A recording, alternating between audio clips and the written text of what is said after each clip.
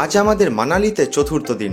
আগের 3 পর্বে মানালিতে প্রথম 3 দিনের ভ্রমণ অভিজ্ঞতা এবং কোন খাতে আনুমানিক কত খরচ আমি জানিয়েছি। কলকাতা থেকে কিভাবে সহজ উপায়ে মানালি এলাম তাও জানিয়েছি। যদি আগের 3 পর্ব না দেখে থাকো তাহলে অনুরোধ রইল আগের 3টি পর্ব দেখার। আমি ডেসক্রিপশন বক্সে আগের 3 পর্বের লিঙ্ক দিয়ে দিলাম।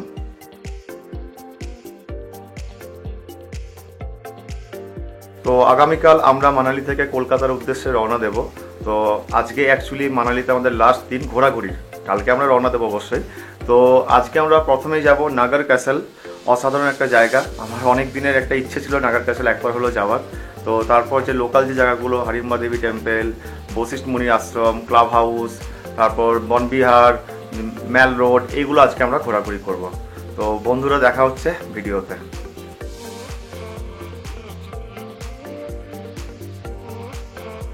তো ফ্রেন্ডস, আমরা এখন ফাইনালি নাগার ক্যাসেলে পৌঁছে গেছি। তো এবার ভেতরের ভিউটা আমরা দেখাবো।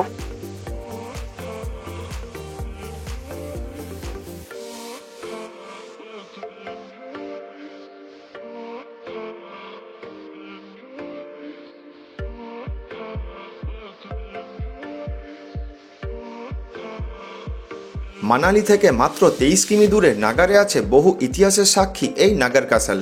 1460 খ্রিস্টাব্দে কুলুর রাজা সিদ সিং এই ক্যাসেলটি বানিয়েছিলেন।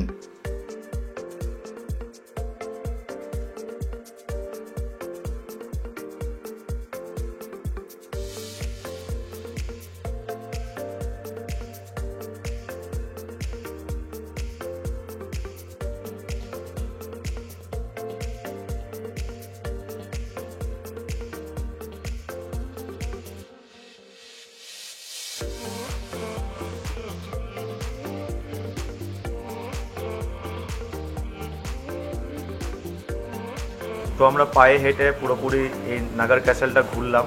তো অসাধারণ ভিউ, অসাধারণ জায়গা, কয়েকশো বছরের পুরনো এই ক্যাসেল যে কতটা মজবুত আর এতটা বড় একটা বিশাল জায়গা নিয়ে জাস্ট অবাক করে দেয়। যে চোখে মানে শুধু তৃপ্তি আর কিচ্ছু নেই, শুধু তৃপ্তি আসছে চোখে, একদম মন থেকে স্যাটিসফাইড যে এরকম একটা জায়গা নিয়ে চোখে দেখতে পেয়ে ধন্য মনে হচ্ছে। যে যদি কখনো মানালি আসো বা কুলু এই দিকে আসো, অবশ্যই নাগার ক্যাসেল আসবে। এই জায়গাটা কখনো মিস করো না। বলিউডের কিছু মুভি শ্যুট হয়েছে বলেই যে আসতে হবে এরকম মোটেও না। এই জায়গার যে অসাধারণ যে ভিউ, এটা একটা লাইফ টাইম মেমোরি থেকে যাবে।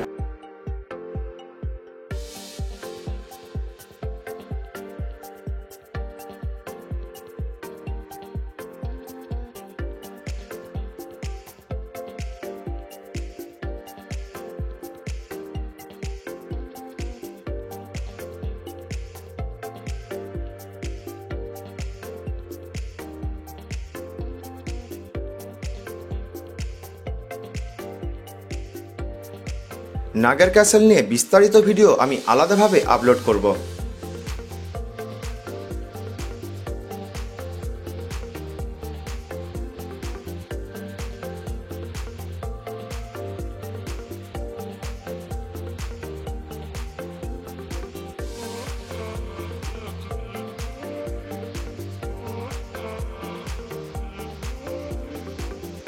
তো নাগার ক্যাসেল দেখার পর আমরা এখন ম্যাল রোডে এসে গেছি। তো এখানে অনেক কিছু মানে দেখার জায়গা আছে, ক্লাব হাউস আছে, বনবিহার আছে, মনেস্ট্রি আছে। তো আমরা এখন সবার প্রথমে যাব মনেস্ট্রি। মানালির প্রাণকেন্দ্র ম্যাল রোডের খুব কাছেই আছে এই মনেস্ট্রি। এই মনেস্ট্রিটি খুব বড় না হলেও পরিবেশটি দারুণ।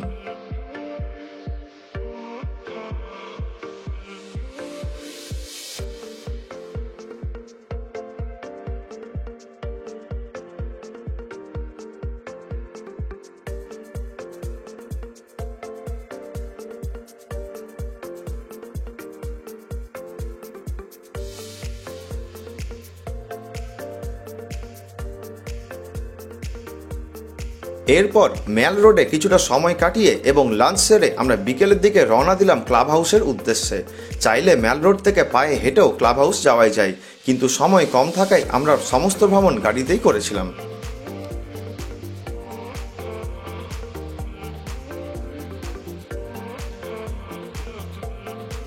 এই ক্লাব হাউসে অনেক ইনডোর এবং আউটডোর অ্যাক্টিভিটির স্বাদ পেয়ে যাবে। কিন্তু কোভিড সিচুয়েশনের জন্য অধিকাংশ আউটডোর অ্যাক্টিভিটি তখন বন্ধ ছিল। নর্মাল টাইমে এই ক্লাব হাউসে প্রচুর ট্যুরিস্ট ভিড় জমায় এখানের অ্যাক্টিভিটিগুলোর জন্য, কিন্তু অধিকাংশ আউটডোর অ্যাক্টিভিটি বন্ধ থাকায় ক্লাব হাউস প্রায় ফাঁকাই ছিল। उसमें तो एक्टिविटी होती है, अच्छा, लेकिन अभी थोड़ा कोरोना की वजह से बंद है। अच्छा, और थोड़ा सा टूरिस्ट भी चल पड़ा है, थोड़ा अब काम भी स्टार्ट हो रहा है।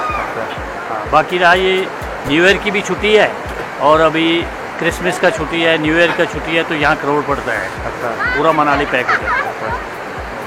Thank you. Okay sir, thank you. তো এখন এক্স্যাক্টলি ক্লাব হাউসের জাস্ট বাইরে দাঁড়িয়ে আছি। তো জায়গাটা খুব অসাধারণ, একদম মেন রোড থেকে জাস্ট খানিকটা পায়ে হাঁটার রাস্তা। তো তোমরা চাইলে ক্যাবে করেও আসতে পারো বা অটোতে করেও আসতে পারো, কিন্তু এখানে ডিউ টু ব্যাড লাক বা কোভিড সিচুয়েশনের জন্য বলতে পারো এখানে ম্যাক্সিমাম আউটডোরের যে অ্যাক্টিভিটিসগুলো এখন প্রায় বন্ধ, একমাত্র ইনডোর অ্যাক্টিভিটিসগুলো চলছে। কিন্তু আউটডোরের কিছু কিছু অ্যাক্টিভিটিস চলছে, তো সেগুলো তোমরা ট্রাই করতেই পারো। আর নর্মাল যখন সিজন চলবে তখন ম্যাক্সিমাম অ্যাক্টিভিটিসগুলো ওপেন থাকবে। এরপর চলে গেলাম সামনেই হাড়িম্বা টেম্পল। অধিকাংশ পর্যটক সকালেই হাড়িম্বা টেম্পল আসেন হাড়িম্বা দেবীর দর্শন করতে। আমরা ইচ্ছে করে সন্ধ্যেতে এসেছি এক অচেনা রূপে এখানকার পরিবেশ দেখব বলে।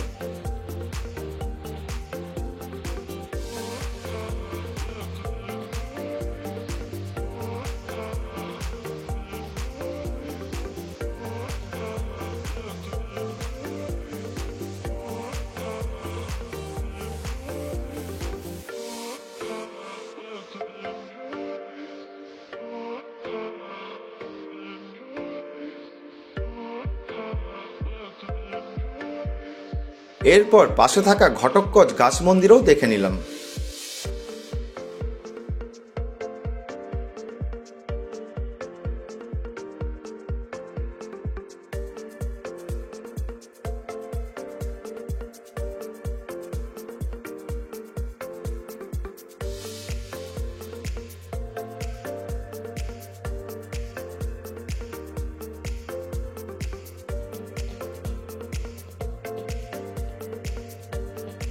আজকের বাকি সন্ধ্যাটা কাটিয়ে দিলাম ম্যাল রোডে।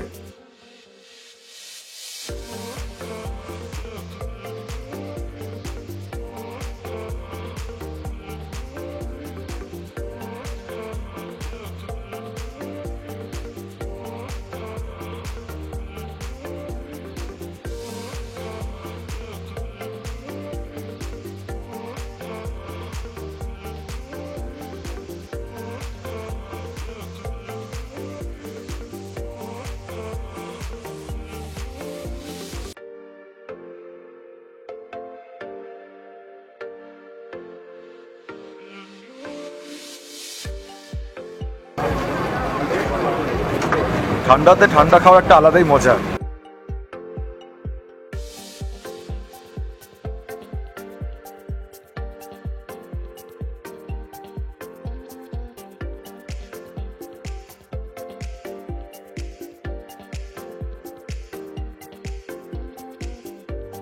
মানালির বিখ্যাত ট্রট ফিশের স্বাদ নিতে পৌঁছে গেলাম একটি হোটেলে।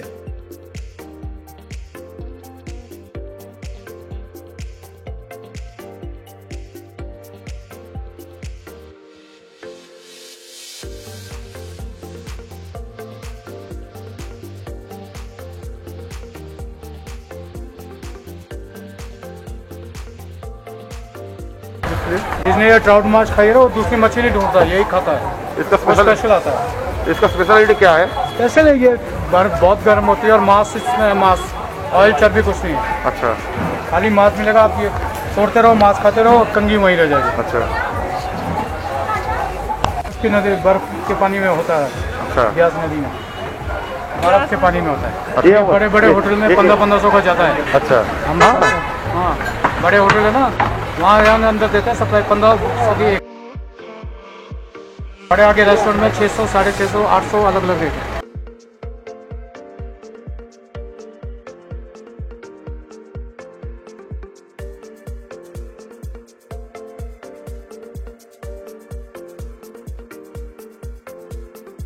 তো মানালি এলে অবশ্যই শর্মা পাঞ্জাবি ধাবাতে এসো। ট্রট ফিশের স্বাদ নিতে হলে এখানে অনেক সস্তাতে পাওয়া যাচ্ছে আর খুব নাকি টেস্ট। তো খেয়ে দেখবো কেমন লাগে। আমি প্যাক করে হোটেল নিয়ে যাচ্ছি, ওখানে খেয়ে দেখবো।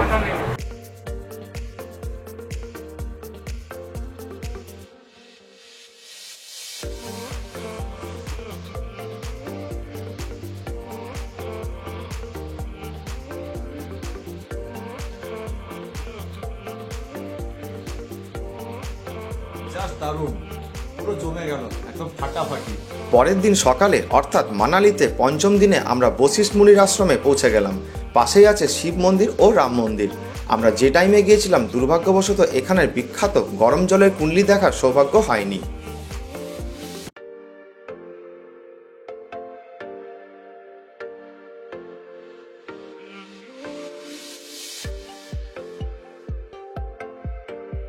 তো ফ্রেন্ডস, আজকে আমাদের সব থেকে দুঃখের দিন, কারণ আমাদের আজকে মানালি সফর শেষ হতে চলেছে।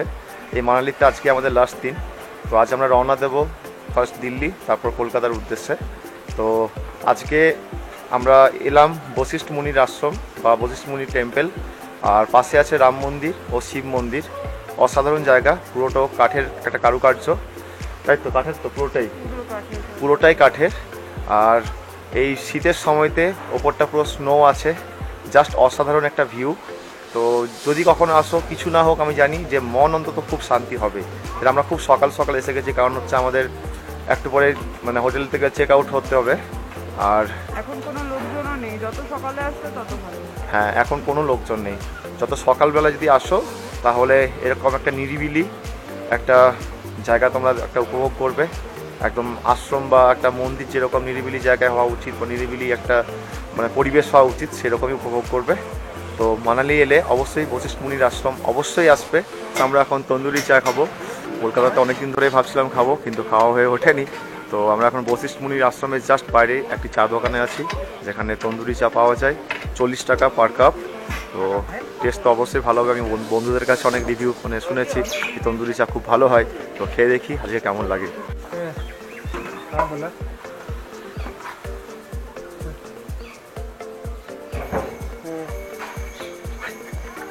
तंदूरी टी का स्पेशलिटी एक्चुअली क्या होता है? ये है तंदूर में कुल्हड़ लाल होता है, अच्छा। हीट रहता है, अच्छा। और चाय के अंदर डालते हैं, इसका फ्लेवर आता है, स्मोकिंग का, मिट्टी का फ्लेवर आएगा, अच्छा टेस्ट रहेगा, प्योर गाय का दूध होता है। अच्छा, हाँ जी।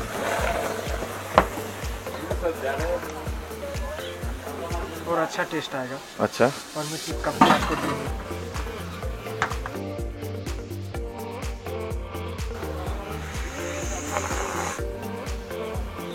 দারুণ টেস্ট, দারুণ টেস্ট। আর তোমার ওপরে দেখতে পাচ্ছ এরা হয়তো রিভিউ দিয়েছে, সবাই রিভিউগুলো দেখাও।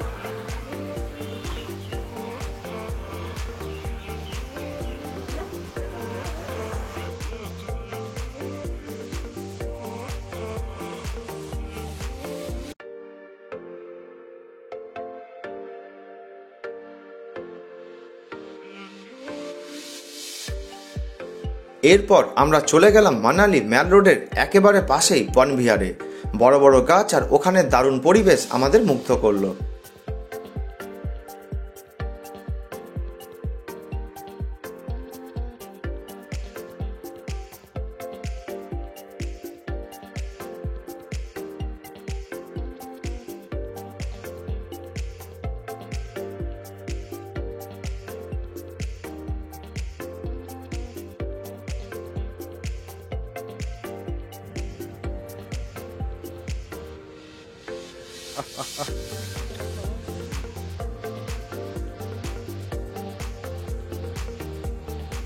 কিউট।